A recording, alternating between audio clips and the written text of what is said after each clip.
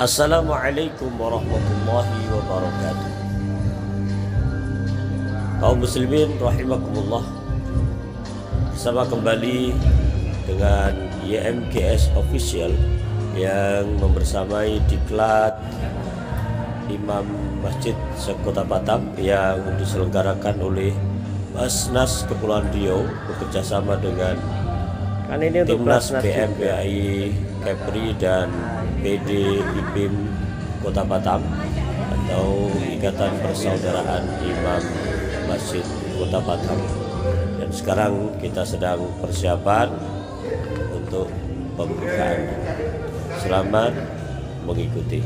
Terima kasih. Assalamualaikum warahmatullahi wabarakatuh.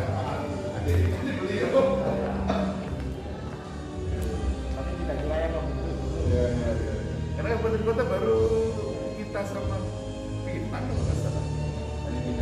Yang kabupaten lain belum terbentuk gitu. Pertama-tama dan teman-teman sekali, mari kita panjatkan puji syukur kepada Allah Subhanahu wa taala yang mana berkat rahmat dan karunia sehingga kita pada pagi yang berbahagia ini masih Allah Subhanahu wa taala berikan nikmat kesehatan dan nikmat kesempatan untuk sama-sama hadir dalam acara diklat Imam Masjid Sekota Batam dan dalam keadaan yang sehat walafiat di tengah pandemi yang luar biasa ini. Tak lupa salat dan salam kita hadirkan dengan kita Nabi Agung Nabi Muhammad sallallahu alaihi wasallam.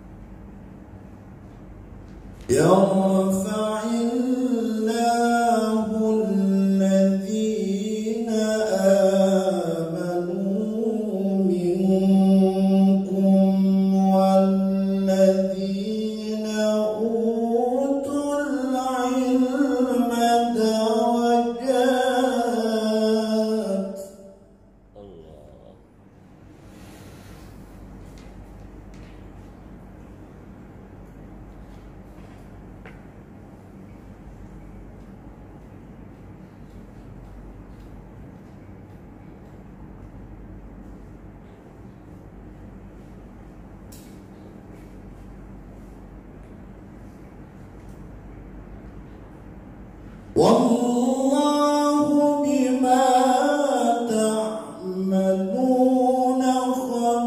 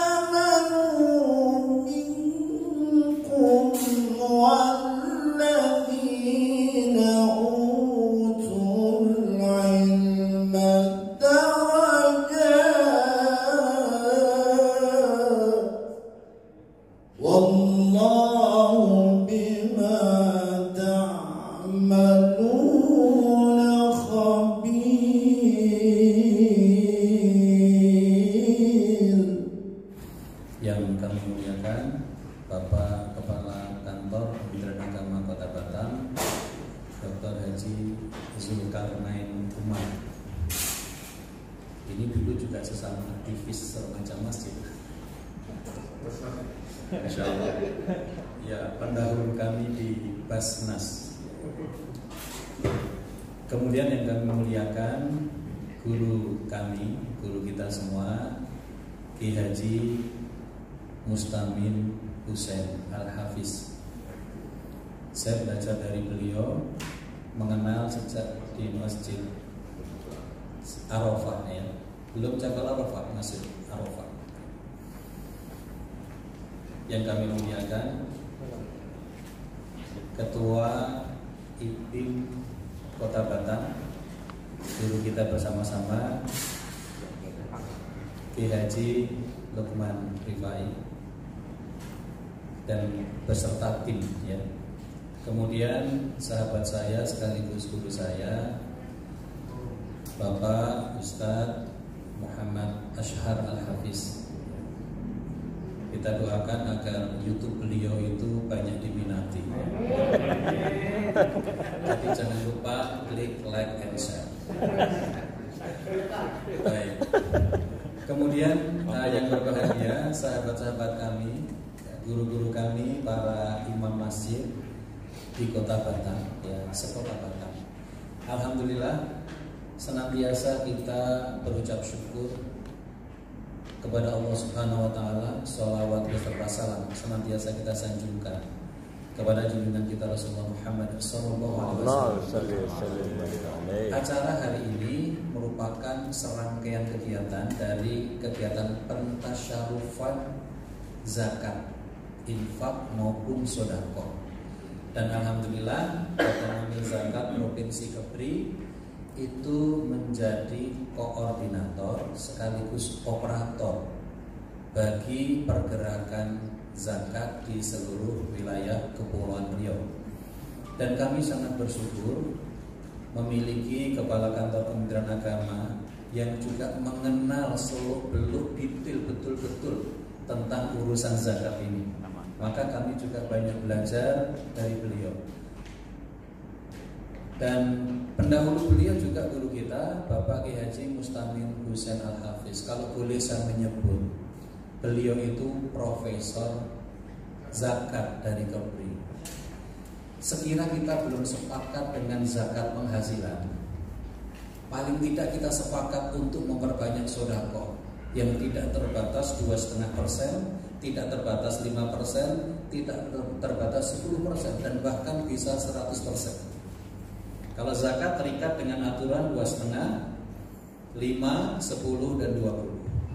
Sehingga Bapak Ibu, Ibu nggak ada ya, Bapak-bapak yang dirahmati Allah Subhanahu wa taala, mudah-mudahan dengan semakin besarnya penghimpunan zakat ini, maka kegiatan keagamaan itu bisa didanai tanpa kita harus bergantung pada pemerintah, walaupun kita sangat senang.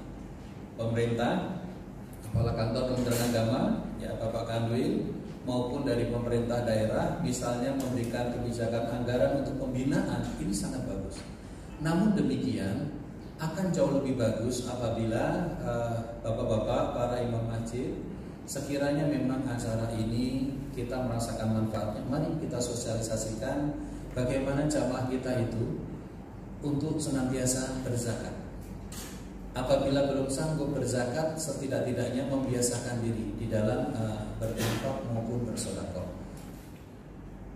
Bapak sekalian, kami atas nama pengurus daerah IPIM Kota Batam tentu menyambut dengan sukacita atas ditadanya acara pelatihan yang dilaksanakan pada kesempatan pagi hari ini, di mana acara ini adalah acara yang diselenggarakan oleh Basnas Provinsi Kepulauan Riau bekerja sama dengan Timnas Peningkatan Mutu Al-Quran Indonesia, dan juga pesertanya adalah melibatkan anggota IPIM Kota Batam.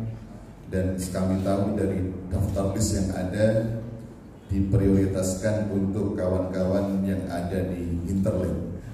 Ini sangat sinergis dengan program pengurus daerah IPIM Kota Batam, disebabkan yang pertama, kita tahu bahwa peran dan fungsi imam di Kota Batam itu pada hakikatnya bukan sekedar imam sholat, bahkan saya katakan bukan sekedar imam masjid, tapi sebenarnya imam masjid itu hakikatnya adalah imamuddin, imamnya agama itu sendiri. Kenapa demikian? Karena dalam prakteknya hampir seluruh persoalan umat di lapis grassroots, di bagian paling bawah, tidak akan lepas dari tanggung jawab seorang imam. Dari mulai melaksanakan sholat 5 waktu, habis itu kemudian ada zikir sehabis sholat, sholat Jumat, sholat Id, nanti penggalangan zakat, diteruskan ketika puasa Ramadan terkait dengan kegiatan Ramadan, bahkan nanti ketika datang Idul Adha, penyembelihan hewan kurban, semuanya juga itu jadi tanggung jawabnya imam. Yang imami sholat, pimpin zikir, pimpin tahlil, pimpin kajian, nyembelih hewan, semua tugas imam. Itu di ranah di masjid. Belum ketika terkait dengan melayani umat. Sejak anak lahir sampai orang meninggal tidak lepas dari tanggung jawabnya imam masjid. Anak lahir tanya siapa nama yang bagus, biasanya tanyanya juga pada imam masjid. Nanti anak lahir ada kenduri, tanya juga kepada imam masjid untuk mimpin bagaimana prosesi itu, apalagi yang di internet. Sampai kemudian hendak menikahkan pun juga tanya harinya pada imam masjid. Begitu juga ketika konflik rumah tangga, tanyanya juga pada imam masjid. Maka punya fungsi aneka ragam. Ya imam, ya mufti, ya konselor, ya tukang jagal, macam-macam. Yang saya hormati Ketua Basnas Provinsi Pulau Riau, Bapak Kiai Haji Mustamin Hussein, dan yang saya hormati pimpinan Basnas Provinsi Pulau Riau, ada Pak Dr. Cahyo, ada Dr. Aminuddin, dan juga Ketua IPIM Kota Batam, sahabat saya Bapak Kiai Haji Lukman Rifai, penasehat IPIM Bapak Kiai Haji Ridho Amir, Kiai semua nih. Dan juga yang saya hormati Pak Azhar selaku Ketua Timnas PMPAI ya. Bapak sekalian, para imam masjid, para alim ulama yang saya banggakan. Kalau mubalik ada persatuan mubalik, imam masjid ada persatuan imam masjid. Itu guru TPQ ada organisasi guru TPQ, DTA, DTW ada organisasinya, pondok pesantren ada organisasinya. Bahkan di Batam, mungkin baru satu di Indonesia, kita sudah membentuk Ikatan Rumah Tahfiz Quran. Itu sudah kita bentuk, di provinsi belum ada. Nasional mungkin belum ada. Tapi di Batam kita sudah bentuk. Ketika kita membentuk pada bulan November 2020 dikukuhkan oleh Wali Kota Batam, itu jumlahnya baru 67 rumah tahfiz. Kemarin 2 hari yang lalu saya kumpulkan semuanya, ternyata sudah 85. Luar biasa perkembangannya. Luar biasa. Rumah tahfiz perkembangan luar biasa, bagus sekali. Nah, disinilah kita berupaya untuk memberikan masukan kepada teman-teman di organisasi ini, agar pertama adalah kita umat Islam, organisasi-organisasi ini berpikirnya tidak lagi berpikir kelompok, tapi bagaimana berpikir kebangsaan itu, bahwa kita berada di Indonesia yang kulturnya adalah kultur Indonesia. Ya, dengan sama-sama kita berserah diri kepada Allah Subhanahu Wa Taala, seraya mengucapkan Bismillahirrahmanirrahim. Diklat imam masjid se-Kota Batam yang dilaksanakan oleh Basnas Provinsi Kepulauan Riau secara resmi saya nyatakan dibuka. Saya cuma ingin mengatakan kepada teman-teman para imam, karena saya juga mantan imam ya, imam Masjid Arafah 5 tahun, imam Masjid Nurul Islam juga lebih 5 tahun. Nah, cuma ada yang kesan saya di Nurul Islam itu Pak Amin tak bisa saya lepaskan kalau Nurul Islam, karena beliau lah yang datangi saya bersama dengan Pak Purnomo yang meminta saya untuk datang ke sana. Begitu saya datang ke sana, langsung dipanggil oleh Batamindo, langsung saya ketemu dengan chief manajernya ya Batamindo, Pak Yun Susliawan. Yang saya katakan pertama, oke, kalau untuk kebaikan saya siap, tapi dengan catatan kita harus ada MOU, harus tahu apa kerja saya, mana kewajiban saya. Kita perlu bertanya dulu, man ya'umun nasa fil jamaah. siapakah yang nanti akan menjadi imam ketika sholat berjamaah? Saya yakin para imam yang hadir ini, terutama para guru kami, sudah jelas jawabannya. Tapi tidak ada salahnya, saya mau tanya dulu sebelum dilanjutkan. Dari perwakilan imam belakang pada, kalau ada pertanyaan siapa yang bahasanya yang layak, yang paling layak jadi imam, itu kriterianya kira-kira seperti apa? Boleh? Yang dari belakang pada? Ya? Dapat membaca fasih, ya, fasih membaca Al-Quran. Berarti kalau sudah tepat jawabannya Pak Kiai, berarti ini diklatnya juga. Tanpa basa-basi, tanpa saya sebutkan, dengan kehormatan kami semuanya yang hadir di sini, orang tua kami, tanpa saya sebut satu persatu untuk menghemat waktu, kita mulai saja dari materi ini. Terus terang materinya ini agak berat bagi saya karena para ahli-ahli qiraah, bahkan tadi disebutkan Ustaz Azhar yang dari qiraah sab'ahnya yang sudah. Pertama, koreksi untuk jawaban salamnya, yaitu kebiasaan kita agak meringankan bacaan salam kita, ya. Assalamualaikum warahmatullahi wabarakatuh. Jawabnya waalaikumsalam, ya. Ini banyak sekali kebiasaan kita karena memang biasa telepon, Assalamualaikum, salam, jawabnya pun begitu juga, ya. Ini kebiasaan yang salah tapi dinikmati. Jadi cara baca Al-Quran itu ada 4 tingkatan. Yang pertama apa Pak? Yang pertama apa? Tahqiq. Ya, tahqiq. Itu ini untuk belajar Al-Quran. Ya, bacanya biasanya Bismillah. Ya, itu seperti itu, termasuk tahqiq. Untuk membenarkan setiap huruf sesuai tajwid. Kemudian yang kedua itu tartil. Jadi tartil itu perintah di dalam Al-Quran, warattilil Qur'ana tartila.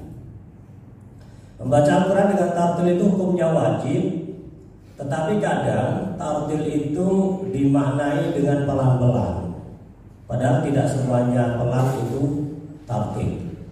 Karena bisa jadi kalau kita baca pelan-pelan tapi panjang pendeknya tidak sesuai, mizannya tidak sesuai, tidak disebut tartil. Misalnya tadi at-tahiyyat itu tidak tartil karena tasdidnya kurang misalnya.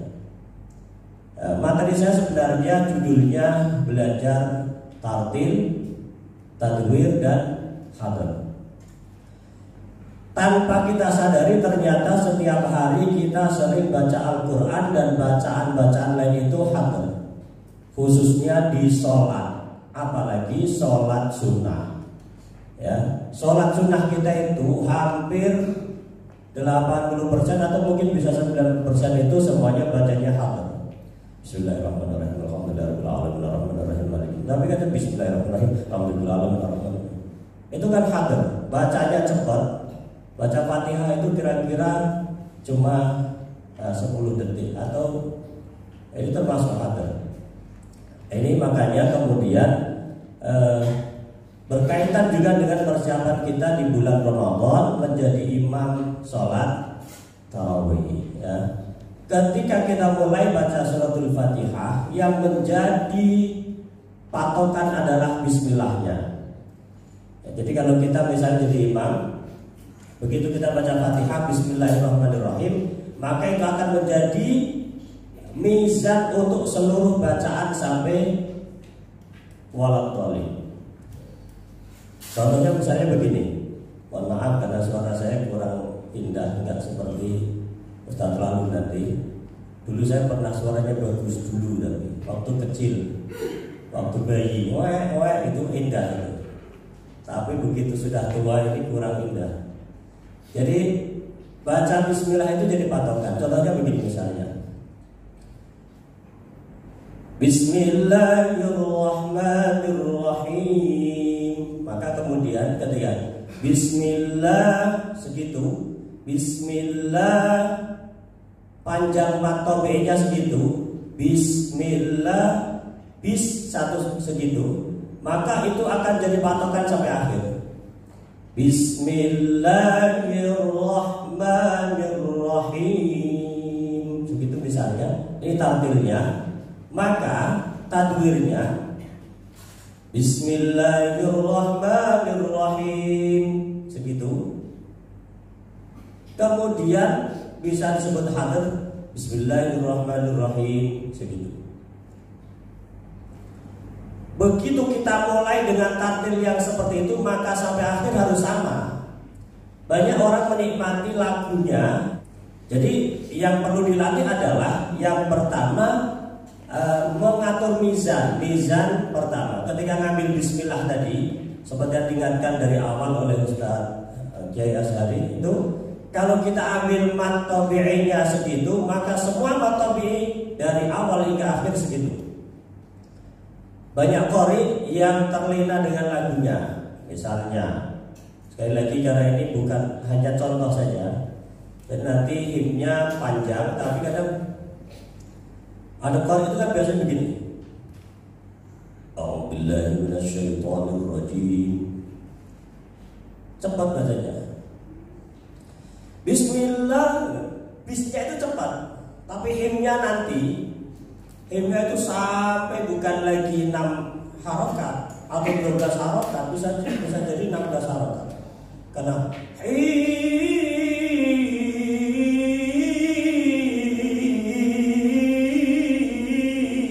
padahal bisnya itu cepat.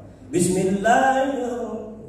Misalnya begitu. Ini bukan contoh yang benar. Kalau kemudian hitungannya adalah tartil. Jadi makanya kita berlatih mizan. Berulang-ulang.